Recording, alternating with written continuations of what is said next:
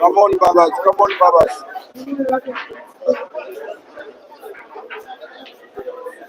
Come on, Samuel.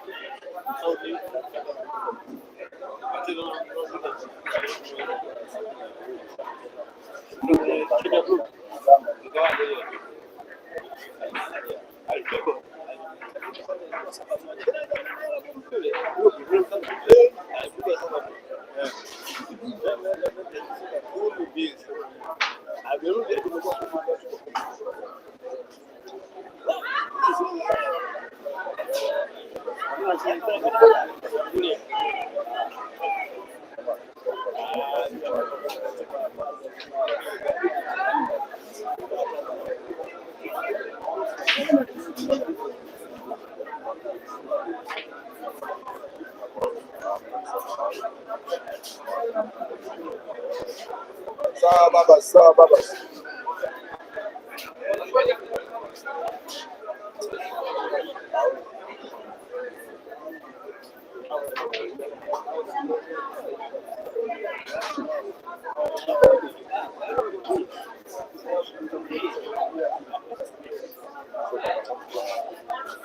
Babas, aí.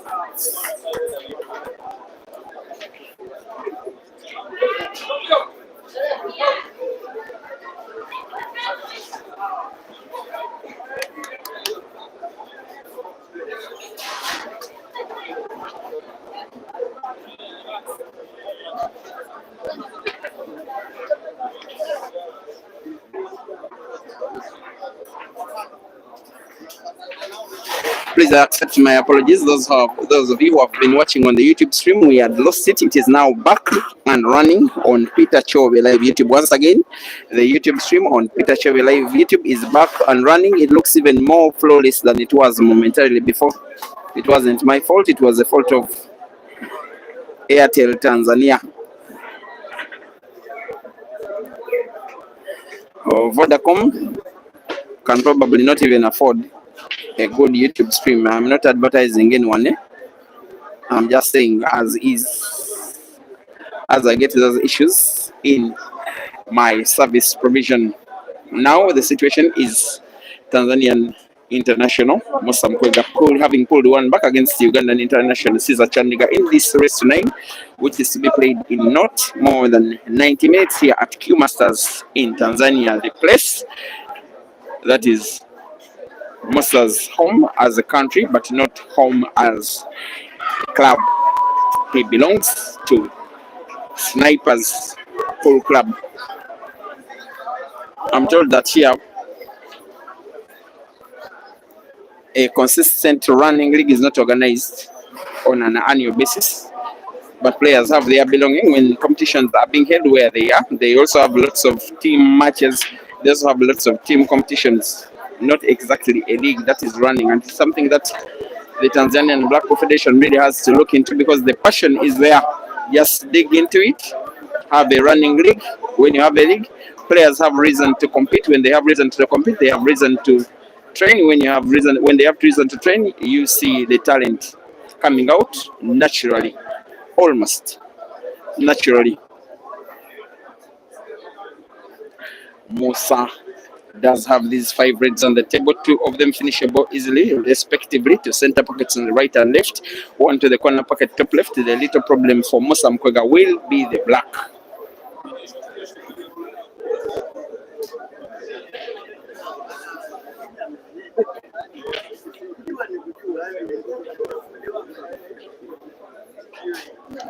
And once again, feel free to serve yourself watching this match at a platform of your preference. The live stream is on Break and Finish Live Facebook, as well as Peter Chobe Live YouTube.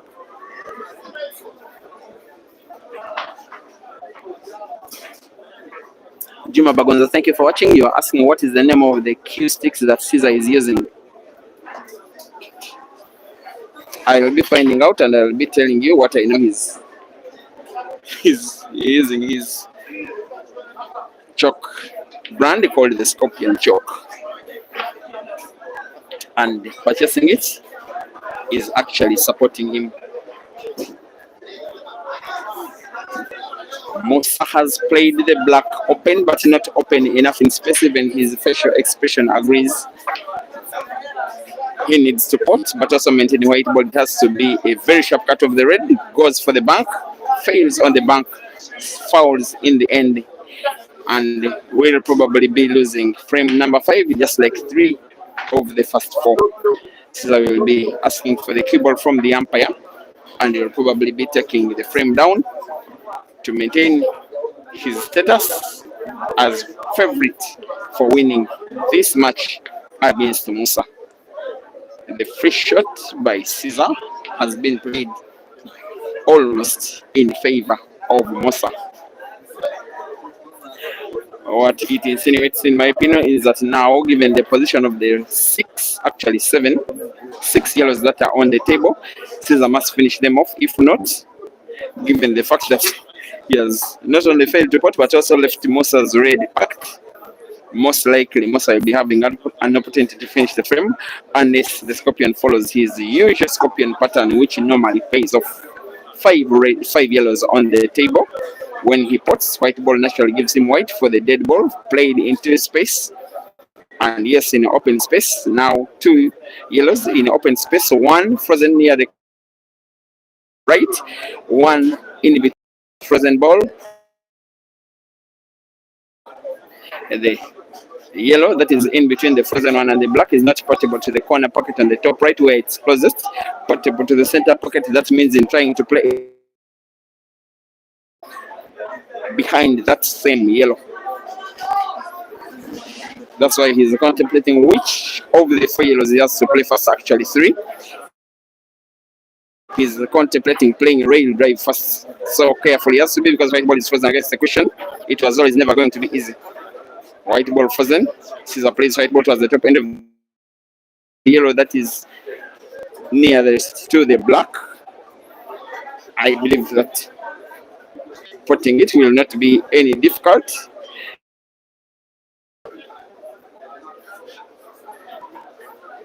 That can surely deliver that. Then that player is this guy. He decides to go for another pattern and seems to be getting it, and does some things that are supposed to be difficult, and this does them sometimes pretty much effortlessly. The Scorpion will need a rail drive, a little bit of top spin, perfectly played, taking full advantage of a well-playing table, but also a very skillful player who seems to be meaning business before the business end of this business competition. This Scorpion versus the black sinks it in to the corner pocket and leads by 4 frames to 1. Well, 1 frame, well executed pattern, and Well led match. Caesar 4 and Musa 1.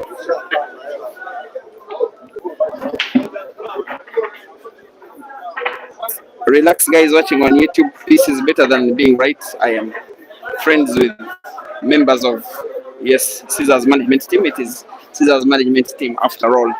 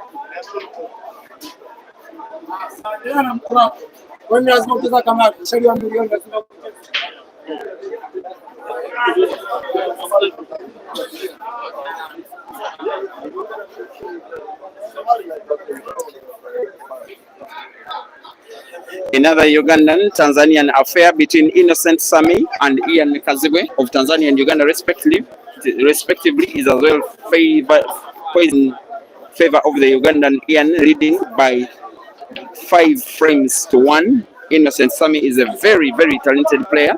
I have to make a disclaimer that the guy is playing almost on one hand. He's injured. He has had 2 unsuccessful operations on his hand, which he did show to me. Because he's friends with me, he is much better than what we are seeing of him. Caesar has chance, big chance to extend his lead even further now with 4 yellows on the table. I'm not so sure that he wanted white ball to be frozen against the cushion. Its position is not that bad, but its proximity to cushion and red is what will cause him some level of difficulty. It normally affects the bridge. Sometimes white ball is played onto the cushion first. Caesar perfects, even with the relatively bad white. His intention now is to play the distant yellow from the cue ball first to the corner pocket top left. Before then, he will have these 2 yellows close to the whites to try and pot, which if he does well, he will be in business. But in business is not, because it is one of the times when he has missed and missed unexpectedly. And the first error from the Scorpion, chance for Mosa to pull another frame back.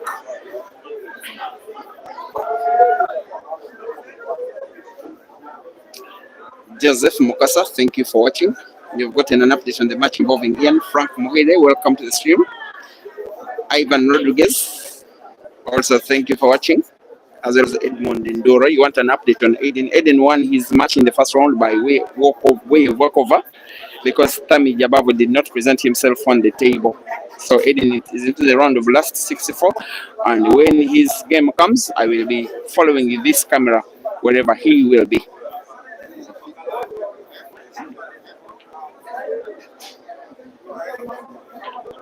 You need my contact, Othman from Nigeria, no problem.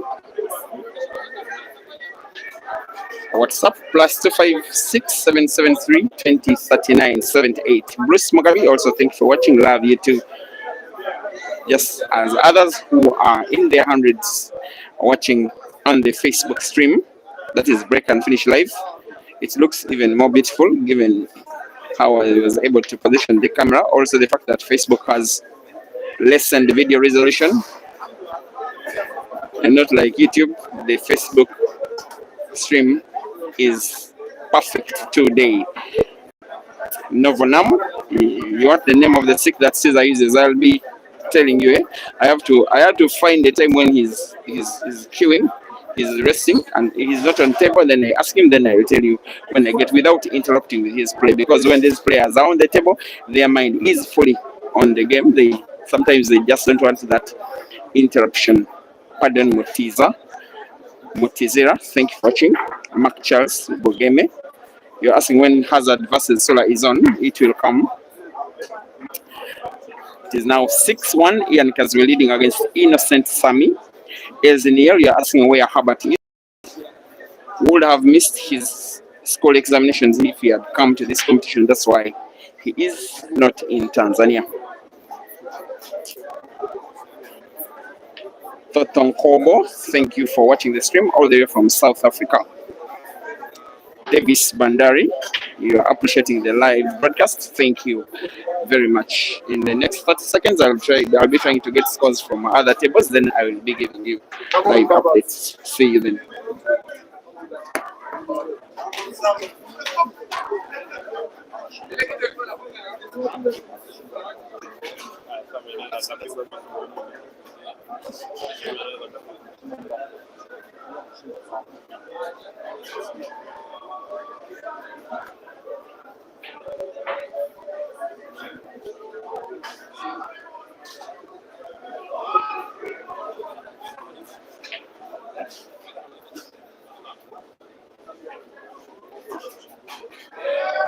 Come on, Babas.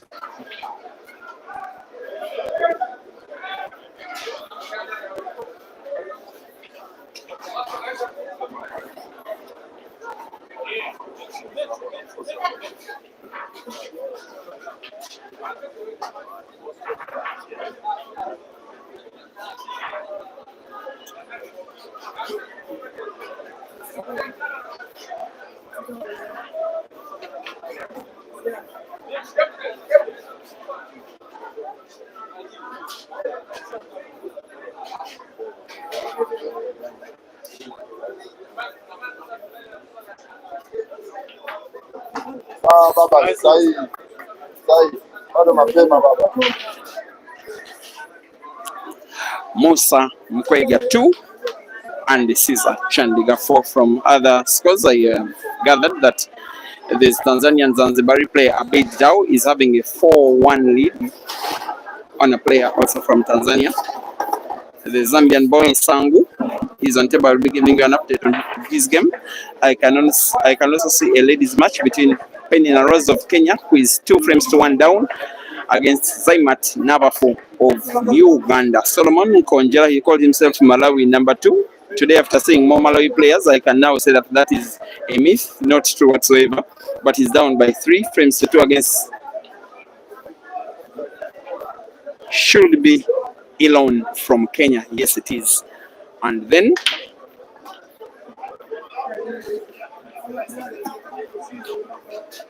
yes, that's it for now. 6-1. Ian Kazibe, the Ugandan, leading against Innocent Sami from Tanzania.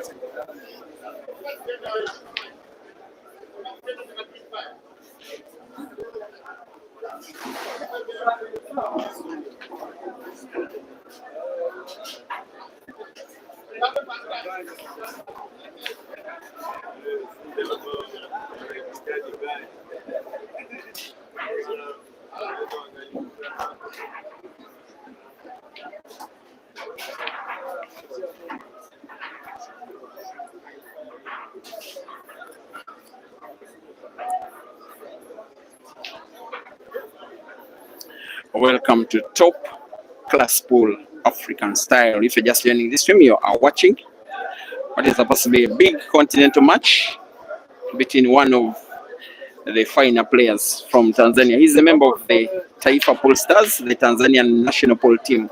Mussa Mkwega is trailing by 4 frames to 2 against Uganda's Caesar Chandiga. Racing to 9. The cost of this match in terms of defeat is exit from the main event. The prize for the victory is a place in the round of last 32 to come closer and closer and closer to the money, which is only and only for the top 8 players, of whom the top 4 shall be having annual expenses 2 nights in Zanzibar,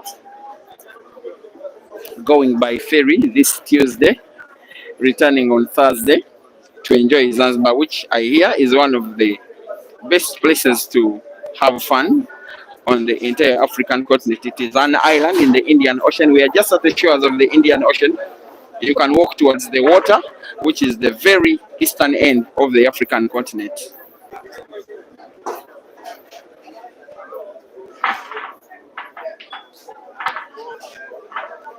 But it is hard water. It does not, in quotes, feel the soap. When you try to wash your hands with soap, it doesn't cause the foam. But it's okay.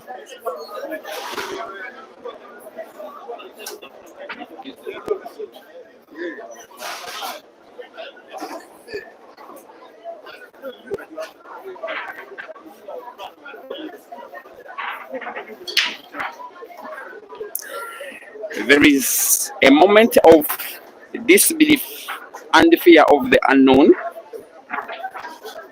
and a time to contemplate on probably the difference between Tanzanian and Ugandan pool, because two of Uganda's finest players, Caesar and Ian, are leading against two of Tanzania's finest players. Musa, 1,000 US dollars, is leading by now 7 frames to 1. But Musa winning by yes, especially him having won the previous frame at 4-2. It's a score he can always find. 2023 did the facilitated a 4,000 US money match in Johannesburg against Aiden. That match that was won by Caesar, who doesn't remember. 21-8. He's thinking a lot sometimes when you overthink about shooting, about this sport. When you overthink, normally we have that language that you cook yourself, you boil yourself, you do what is wrong and execute it wrong.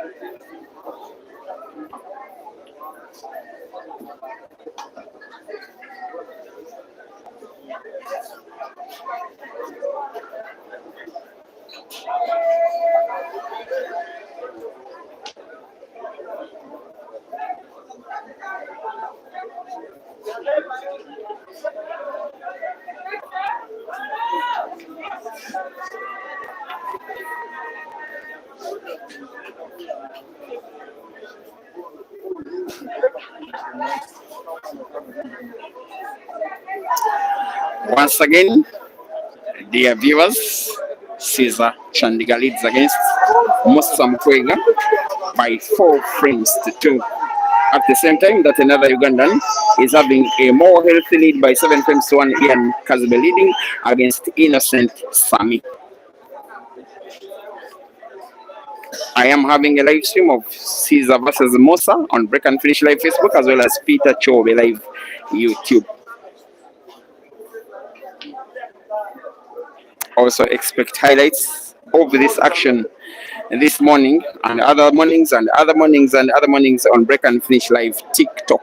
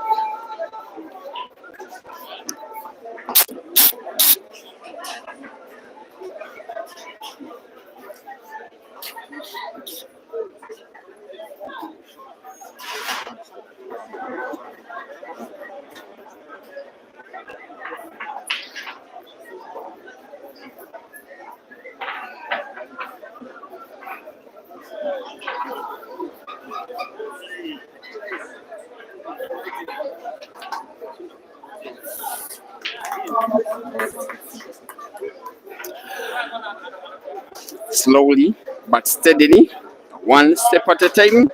The fight in Mussa is starting to come out and starting to come out at the right end of the match. I am also loving his dress code.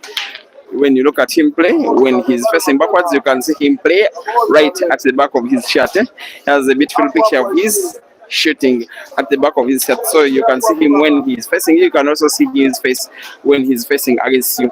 He has the task of putting black to the corner pocket diagonal bottom left of the screen. Should be the shot he's going for. It's the most tempting shot, but it could be also tempting for him to go for the center pocket. Maybe he hasn't made up his mind on which of the two pockets on the left he will have to go for. He's going for the corner pocket using backspin, drawing white ball backwards rightly off the cushion on the right, such that in case he misses the shot, he at least doesn't run the white ball away to Caesar. This is the shot. He aims and shoots and puts. Even though he would have missed the shot, a defensive shot has been pulled off. Nonetheless, all that matters is the fact that he has sunk the black into the pocket for the third time in the match. Musa Mukwega 3, Caesar Chandiga 1.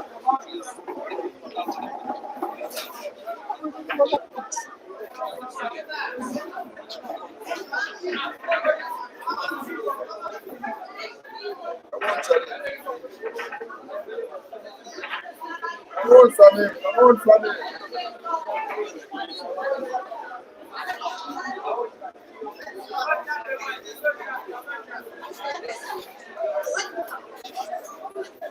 Aí, Sam.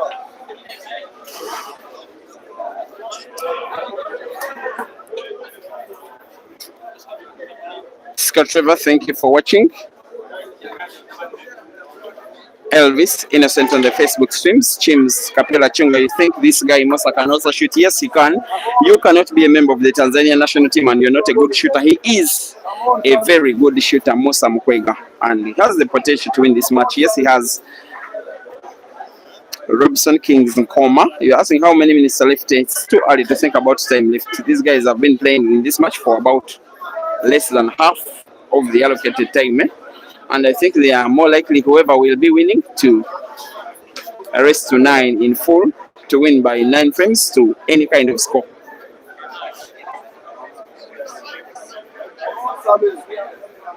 Musa is an attacking player.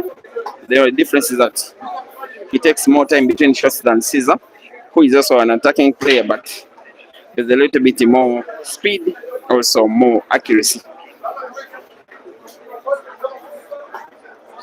Revolutionist UG official, thank you for watching. You say Caesar seems not serious. You're joking.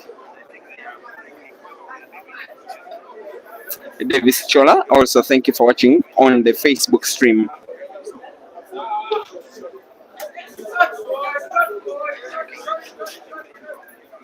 You stand with the Scorpion, thank you for watching. Simbarashe, all the way from the Republic of Zimbabwe.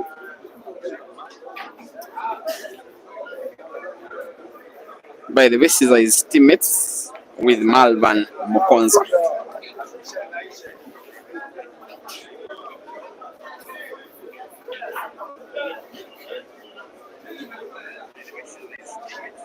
A good match you're at least watching. You said Daniel Sato Nyangulu. And Tembe Claude, you said that Musa is the slowest player in history. No, he's not. For as long as a player plays within the allocated time, as long as it is within the rules, for me it is okay. He will want to put the red ball, which is in space, to that corner pocket on the left, white ball being played into the yellow or the black to create an opening for the ball, which is red and frozen against the cushion. White ball is played into yellow, but there wasn't enough precision for Musa to put, and is risking big. Situations like this, Caesar normally utilizes. Look at the bad position of the 5 yellows that are on the table. The one closest to the black is portable to the corner pocket at the bottom left, especially off the red, which is rightwards of the 2 reds. It is the shot Caesar should be thinking about. It is the shot that should grant him the victory. Not only does it pot the bad yellow, it also opens up space for him to pot the black should he get there. He will want to pot now. White ball being played leftwards towards the top end of the table, just like that. and we'll now be playing the shot. I've been talking about the yellow that is leftwards of the two. Play it off the red, which is rightwards of the two reds. Draw the white ball backwards. The rest, if that is done right, should be a formality. I like it when players execute shots as though they were listening to me. Mussa Mukwega's miss is finally coming to haunt him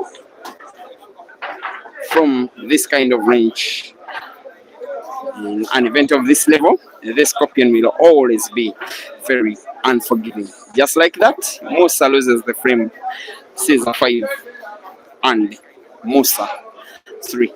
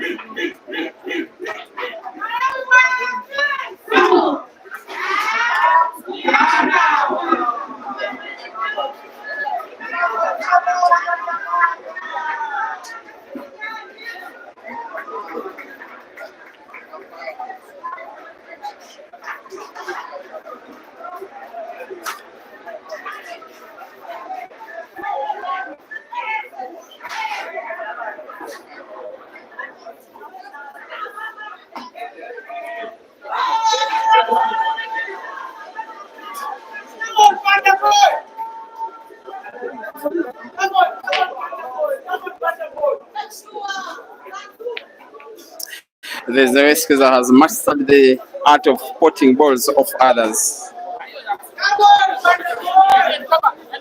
doing it at the top level, doing it exactly in times that he needs it the most.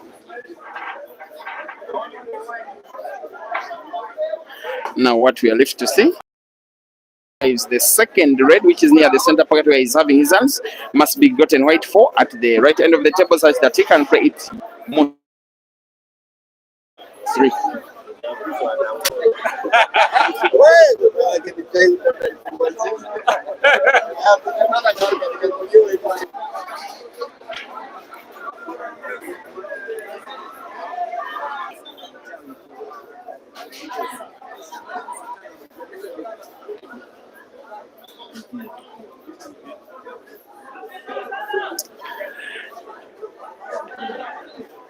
Half of the match has been done. If we are to race to 9 to completion, if the win of this match is to win by 9 frames to 8, we are done with half or slightly more than half of the match. With the remaining 8 frames, Caesar needing to win 3, Musa needing to win 6, something that is not easy, nonetheless possible. And all Ugandan affair is just about to start between Hazard and Sula.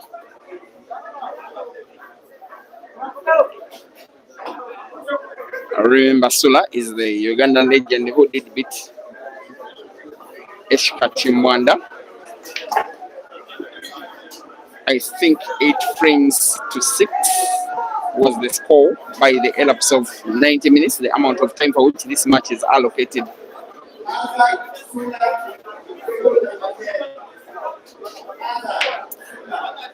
Penina Rose, Kenya 2, Zaimat, Navafu, Uganda 3 in the ladies category. That is a respectable scoreline from PR, as Penina Rose is nicknamed. I like the fact that there's a lot of competition in Kenya now. Those many competitive tournaments with relatively good cash prizes are giving Kenyan players a very good reason to train. And in tournaments like this, there is improvement in their performances. You just watched now a table flashball take down great South African player Ishmael Mteto out and out quite convincingly by, I think it was again 8 frames to 6 at the elapse of 90 minutes.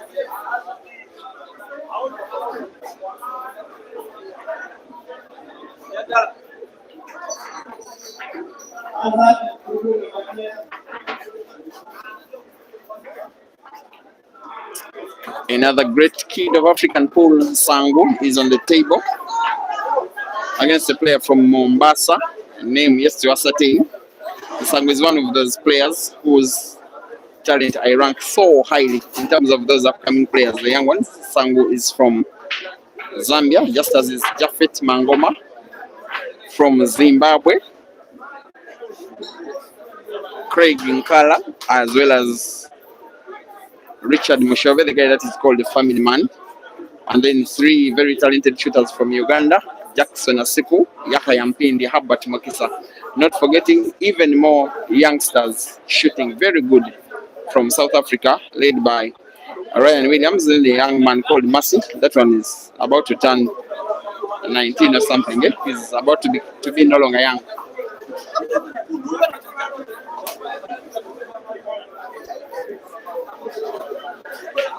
But what will be mattering here is the fact that the Ugandan Scorpion is having a chance to win a 7th frame out of 10 white ball, played with a little bit of right spin, such that he can pot black with this position to the center pocket on the right. Musa's chances are slimming by the day. Musa 3 and Caesar 7. It seems Musa is congratulating Caesar here only for a frame 1, not after a match lost.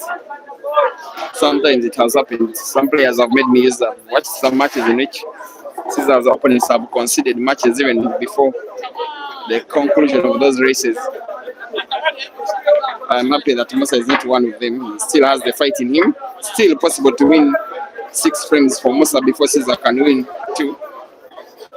Not realistic, though.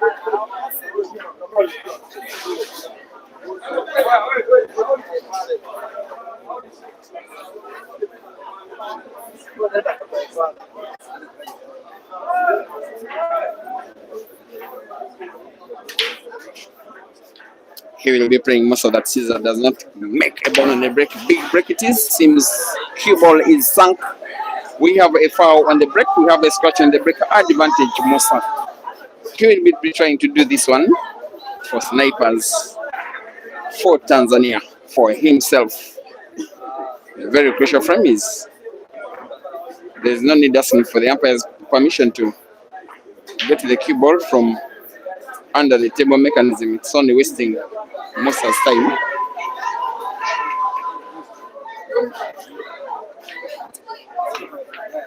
Penina Rose from Kenya, PR3, Zaimat Nabafu from Uganda 3 in the ladies category. Clearly, maybe one of the more competitive matches that the ladies have seen.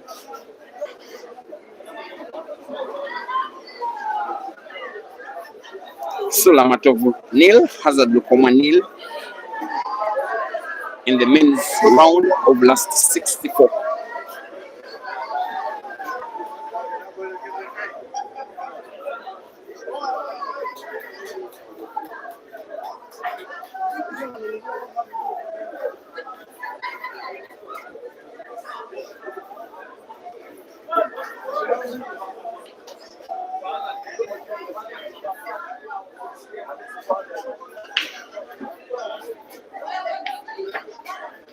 Come on, Abbas.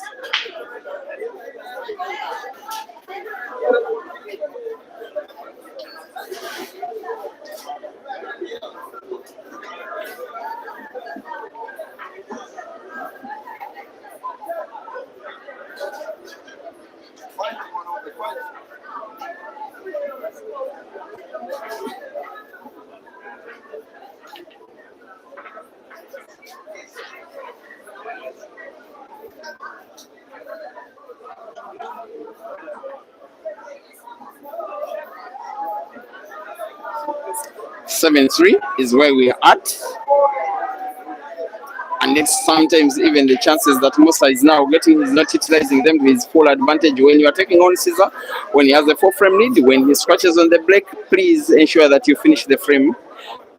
Pull 1 frame back, put him under some kind of pressure. Give yourself a realistic chance. He's not that kind of guy you normally let on the table. Sometimes he wins frames he's supposed to win. Sometimes he also wins frames he would be supposed to lose. Here he is on frame number 11. Also heavily poised in his favor. The yellow ball that is touching the red towards the top end of the table is portable to the corner pocket top left. It's about simply placing the cue ball in position where he can achieve that, and places the cue ball in the same position he would have wanted to place it if he were given opportunity to place it by playing hand. The scorpion will be spinning white ball backwards, and again in perfect position for him to roll the black to the corner pocket top left of the table for him to come within 1 frame of the victory. Caesar Chandiga, Uganda 8, Mussa Mkwega, Tanzania 3. Rest to 9 with 5 frames to go.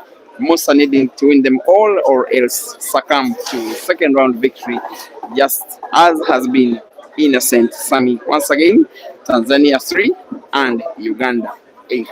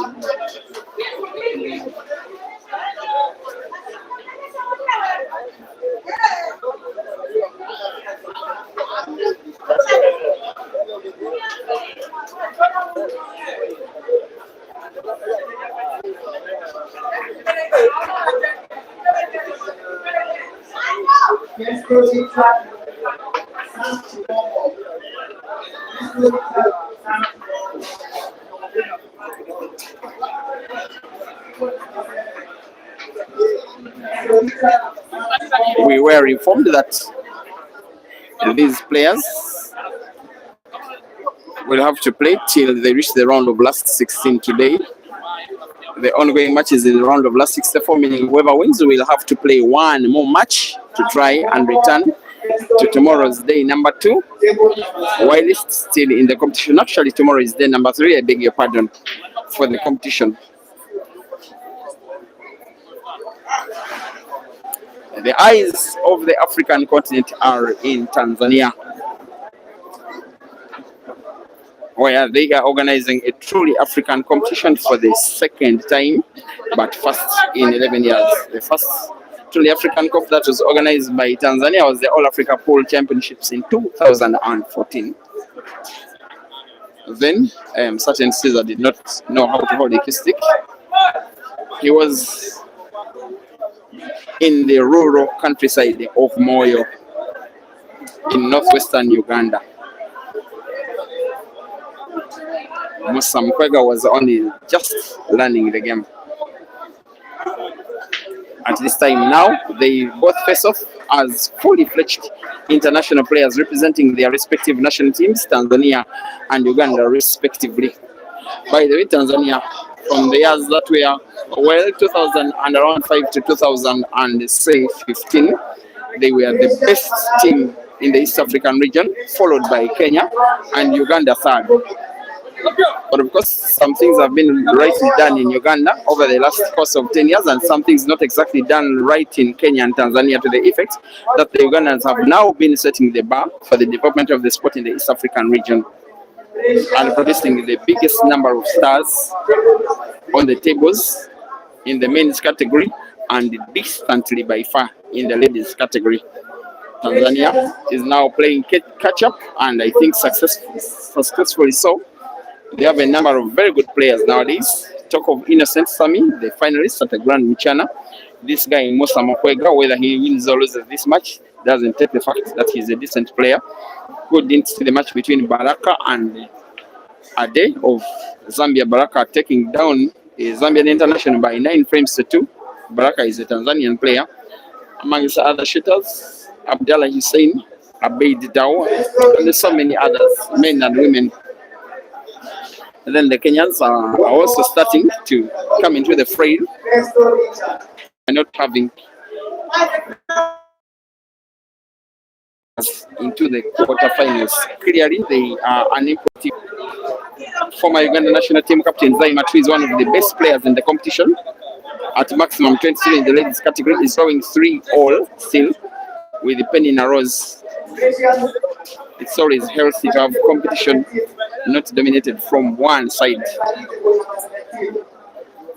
Speaking of, even if you can win, yes, 6 frames in a row. Who does that against Caesar? Have I seen Caesar lose 6 in a row? When he needs one, I actually haven't. Mussa trying to utilize chance, call it have a chance against a ticking clock to pull one back against the Scorpion. This one should be him trying to put red to the center pocket in the left, white ball opening up another red. The pot is on, the opening not really. He has sight of the last red, but not full sight. Putting the red to the corner pocket top right is quite unlikely. Whether he plays it straight, whether he tries to cheat the pocket a little, he can see maybe half of it. I wait to see what he can do with what he can see of the red. He actually intended to play some kind of safety, but he was always never going to be safe enough. And Caesar being Caesar, that one is highly likely to have been Mosa's last shot in the match, also last shot in the competition. Here comes what looks like the Scorpions' march to victory.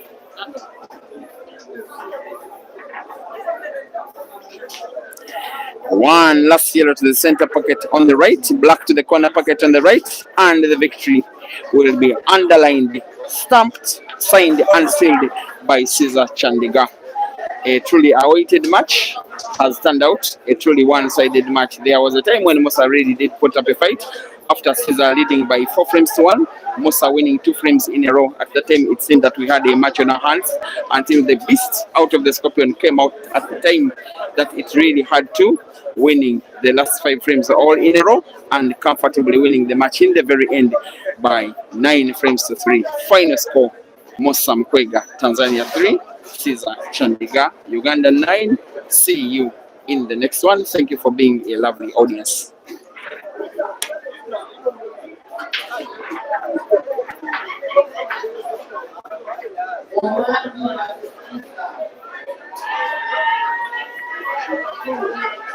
Thank you.